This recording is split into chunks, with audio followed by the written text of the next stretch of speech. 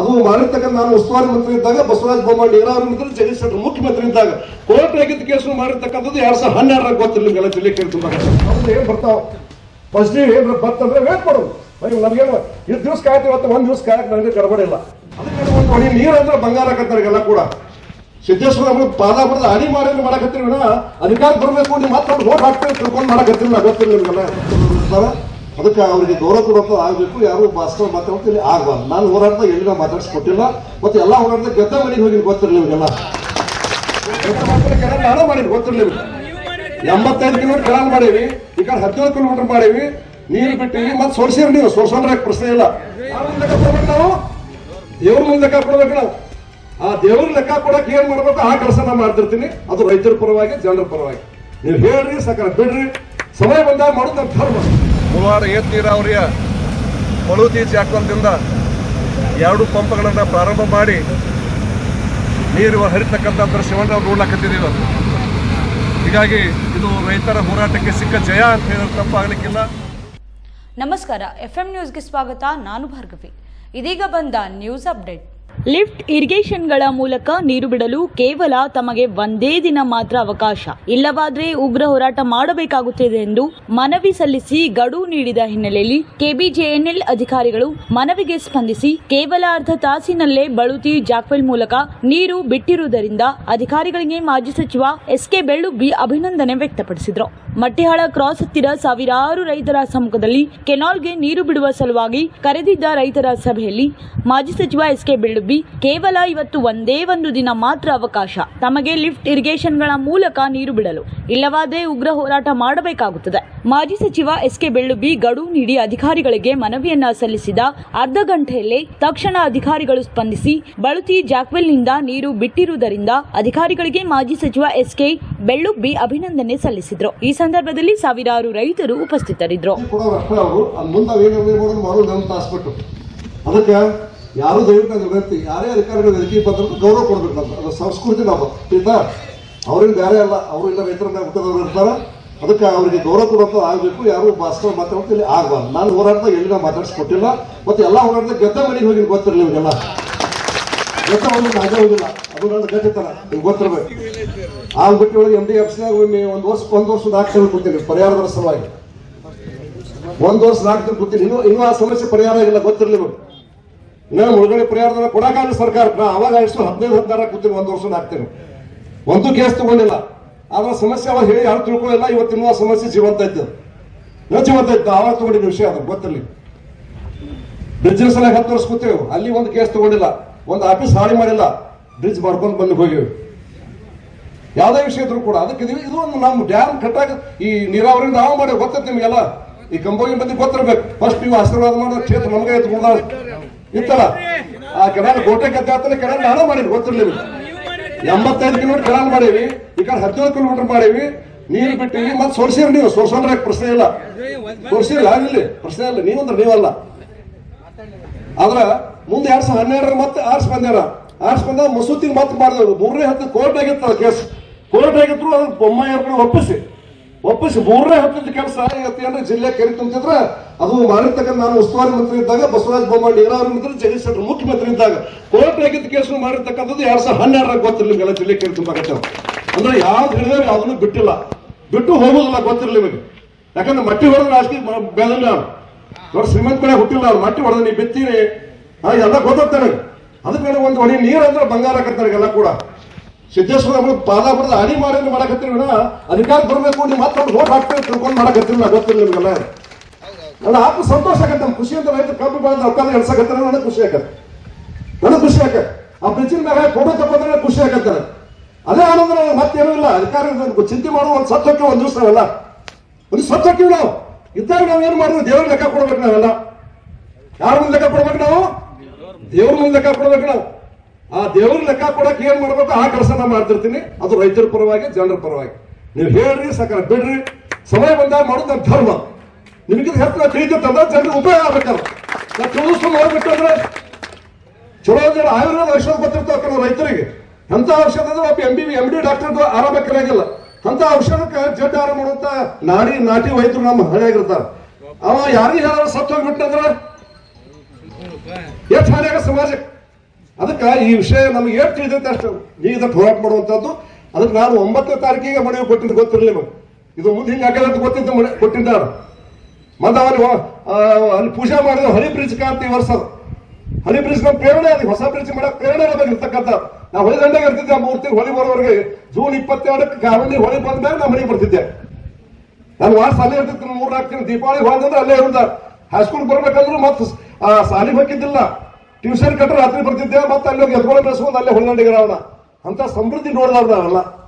ಇವತ್ತು ಆ ಡ್ಯಾಮ್ ಇದು ನಾವು ಬೇಕಂತ ಕಟ್ಟಿದ ಡ್ಯಾಮ್ ಅಲ್ಲ, ಗೊತ್ತಿರಲಿಲ್ಲ. ಅದು ನಮಗ್ ಕಟ್ಟಿದ ಡ್ಯಾಮ್ ಅಲ್ಲ. ಯಾರು ಹುಚ್ಚರಿ ಯಾರ ಬ್ಯಾಲ್ಕೋಟಿ ವಿಚಾರ ಕಟ್ಟಿದ ಡ್ಯಾಮ್ ಅಲ್ಲದು. ಯಾರು ಜಿಲ್ಲೆ ಕೊಲೆ ಮಾಡಕ್ ಕಟ್ಟಿರ್ತಕ್ಕಂಥ ಡ್ಯಾಮ್ ಇದು. ಸಾಲಿನ ಡ್ಯಾಮ್ ಇದು. ಸಂಹಾರ ಮಾಡತಕ್ಕಂಥ ಡ್ಯಾಮ್ ಇದು. ನಮ್ಮ ಹಿರಿಯರು ಅವ್ರು ಸತ್ತು ಹೋಗ್ಯಾರ. ಜನ ಹೋಟ್ ಹಾಕಿರಿ ನೀವು ಅವಾಗ, ಇವು ಹಾಕ್ತಿರಿ. ಏನ್ ಅವಶ್ಯಕ ಡ್ಯಾಮ್ ನಮ್ಗಿಲ್ಲಿ? ಇದೇನ್ ಡ್ಯಾಮ್ ಹೋಗ್ತೈತಿ, ಇಷ್ಟು ಫಿಲ್ಟರ್ ಮಾಡ್ಕೊಂಡು ನೀರು ತಗೋತೀವಿ. ಡ್ಯಾಮ್ ಭೂಮಿ ಎತ್ತರದಾಗ ಐತಿ, ಡ್ಯಾಮ್ ತೆಗ್ನಾಗೈತಿ. ಯಾವ ಕಟ್ಟ ಡ್ಯಾಮ್ ಇದಲ್ಲ, ಹುಚ್ಚು ಕಟ್ಟಾಗಿಲ್ಲ. ಕೆರೆ ಕಟ್ಟದಾಗ ಎತ್ತರದಾಗ ಕಟ್ತೀವಿ, ತೆಳಗ್ ಭೂಮಿ ನೀರು ತಾಣ ಬರ್ಬೇಕಲ್ಲ. ಆಕಾಶ ನಮ್ ಹಿರಿಯರು ಕಟ್ತದ್ದು ಎಂಜಿನಿಯರ್ ಅಲ್ಲ ಅವರು. ತೆಗ್ನಾಗ ಡ್ಯಾಮ್ ಕಟ್ಟೋದತ್ತ, ಇಲ್ಲಿ ಸ್ಟಾರ್ಟ್ ಮಾಡಿ ಅಲ್ಲ ದಾರಾಪುರ ಓಟ್ ಹಾಕೋದತ್ತ, ಅದು ಗುಣಗುಣ ನೀರು ಹೊಯ್ದತ್ತ. ಅದನ್ನ ನೋಡ್ಕೊತ ಕೂತ್ಬಿಟ್ರಿ ನಮ್ಮ ಹಿರಿಯರಾಗಿದ್ದಂತ ಮಾಜಿ ಹಿಂದಿನ ಸತ್ತು ಹೋದಂತ MLA ಅವ್ರು ಶಾಪಿದ್ರು ನಮಗೆ ಹೊರ ಅಲ್ಲಿದು. ಅಂದ್ರೆ ಡ್ಯಾಮ್ ಮಣ್ಣು ತಗೊಂಡು ಕೇಸ್ ಮಾಡ್ತೇವೆ. ಯಾವ ಹೊತ್ತು ಕೇಳಿದ್ರು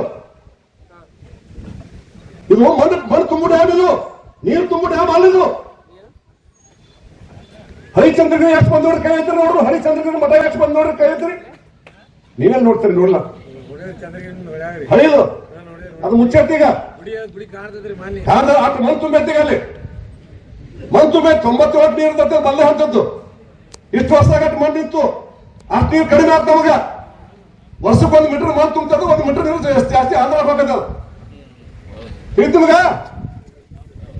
1 ಮೀಟರ್ ಮಣ್ಣು ತುಂಬತದ, 1 ಮೀಟರ್ ನೀರು ಕಮ್ಮಿ ಆಗತ್ತೆ ನಮಗ.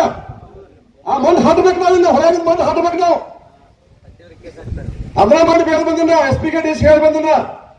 ನೀವು ಡ್ಯಾಮ್ ಅಂದ್ರೆ ಡ್ಯಾಮ್ ತಿಳ್ಕೊಬೇಡ್ರಿ. ತೆಗ್ನಾ ಕಟ್ಟಿ ಡ್ಯಾಮ್ ಐತಿ, ಮಣ್ಣ ಕಟ್ಟಿ ಡ್ಯಾಮ್ ಆಯ್ತು. ಮಣ್ಣಿನ ಡ್ಯಾಮ್ ಇದು. KL ರಾವ್ ಅಂತಕ್ಕಂಥ ಪರ್ಮಿಷನ್ ಕೊಟ್ಟಾಗ ಆಂಧ್ರ ಮಂತ್ರಿ ಕೇಂದ್ರದಾಗ. ವೀರೇಂದ್ರ ಪಾಟೀಲ್ ಪುಣ್ಯ ಕೌನ್ಸಿಲ್ ಮಾಡ್ಕೊಂಡ್ರ ಅವ್ರಿಗೆ ಬೇಕಾಗುದಿಲ್ಲ. ನಾವು ನಮ್ಮಲ್ಲಿ ಇದ್ದಲ್ಲ 2 ಮಂದಿ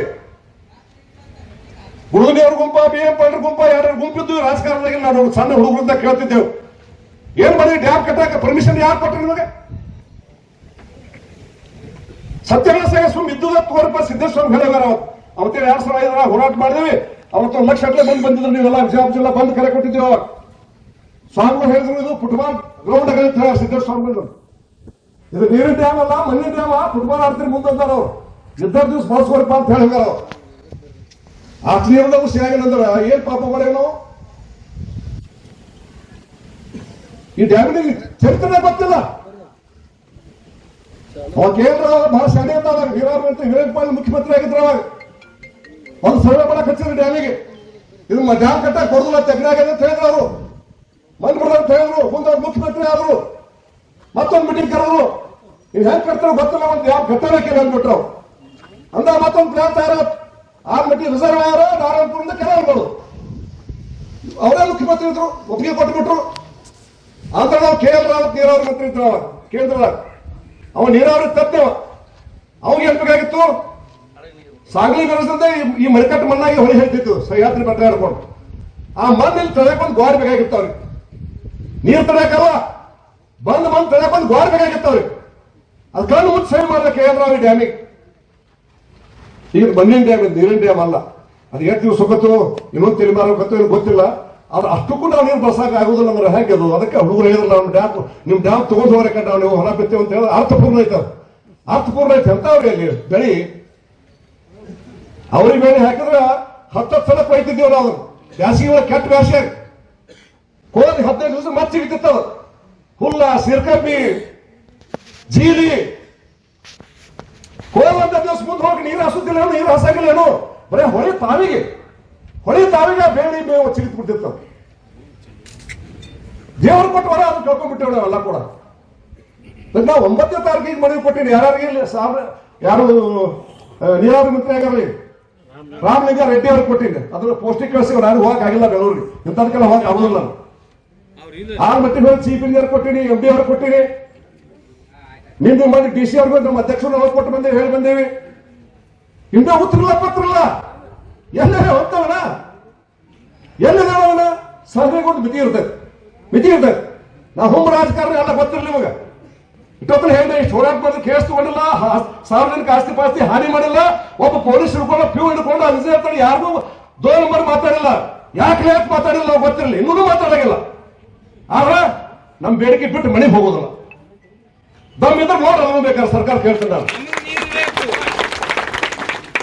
ಅದಕ್ಕೆ ಇದ್ದಂತ ಕಾರ್ಯಪಾಲಕ ಅಭಿಯಂತರ ಬಂದ ಅರ್ಥ ಸರ್ ಗೋವಿಂದ ಈಗ ಇಲ್ಲಿವರೆಗೆ ನಿಮಗೆ ಏನ್ ಮ್ಯಾಗ್ನಂದೆ ಮಾತುಕತೆ ಆಗಿದಾವ, ಮಂಜೂರು ಮಾಡಿದ್ರು. ಆ ಮತ್ ಬೇರೆ ಅಂದ್ರೆ ಒಬ್ಬ CPI ಒಂದು ಪಾತ್ರ ಅವತ್ತು ದೊಡ್ಡದಿತ್ತು. ಹಂಗ ಇವತ್ತು ಎಂಜಿನಿಯರು ಇಲ್ಲಿರ್ತಕ್ಕಂಥ ನಮ್ಮ ಯಾರು ರಾಠೋಡ್ ಅವ್ರ ಬಳಗ ಮತ್ತು ಶರಣಗೌಡ CPI ಮತ್ತು ಕೋಲಾರ PSI ಇವರು ಕೂಡ ಇವತ್ತು ಬೆಳಿಗ್ಗೆ ಅಂದ್ರೆ ಮಣ್ಣಿಯಿಂದ ನನ್ನ ಜೊತೆ ಮಾತಾಡ್ಕೊತಾ ಇದಾರೆ. ಮತ್ತು ಅವ್ರದ್ದು ತಮ್ಮ ಪಾತ್ರವನ್ನು ಮಾಡಕತ್ತಾರೆ. ಈ ಹೋರಾಟ ಸೀರಿಯಸ್ನೆಸ್ ತಿಳಿಸ್ಯಾರ್ದಾಗ ಅವರು ಕೂಡ ನಾವು ಹೇಳೋದು ಬೇರೆ, ಅವ್ರು ಹೇಳೋದು ಬೇರೆ, ಅವ್ರ ಭಾಷೆ ಹೇಳ್ತಿರ್ತಾರ.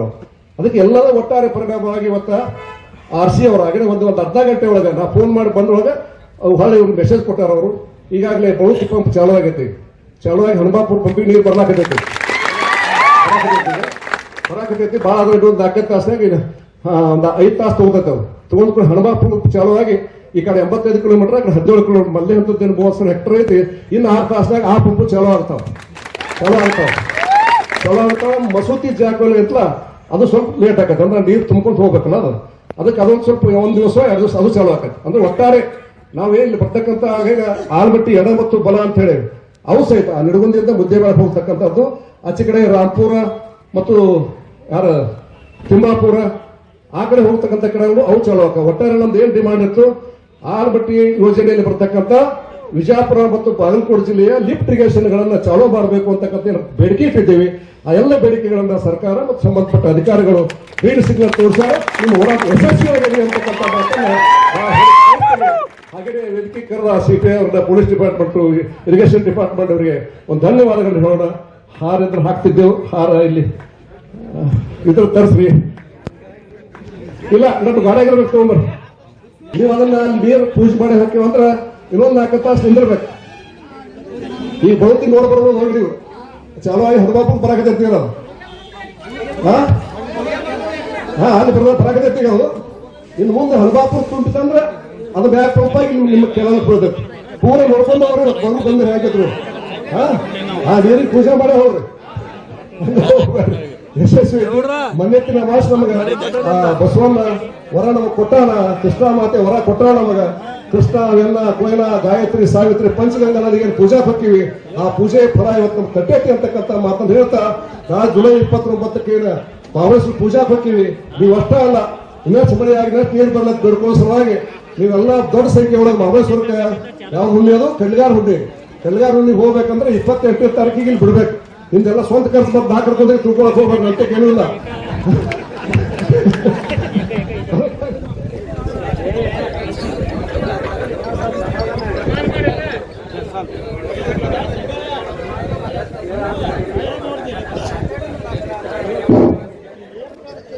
ರೈತಪರ ಹೋರಾಟಕ್ಕೆ ಬೇಕೇ ಬೇಕು ನೀರು.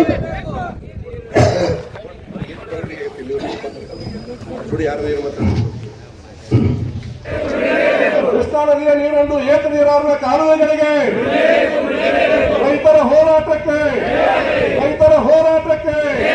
ಬೋಲೋ ಭಾರತ್ ಮಾತಾ ಕಿ, ವಂದೇ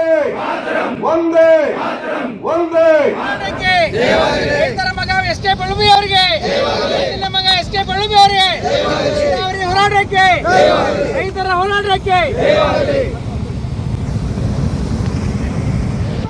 ಮತ್ತು ಬಾಗಲಕೋಟೆ ಜಿಲ್ಲೆಯ ಎಲ್ಲ ಏತ ನೀರಾವರಿ ಕಾಲುವೆಗಳ ಮುಖಾಂತರವಾಗಿ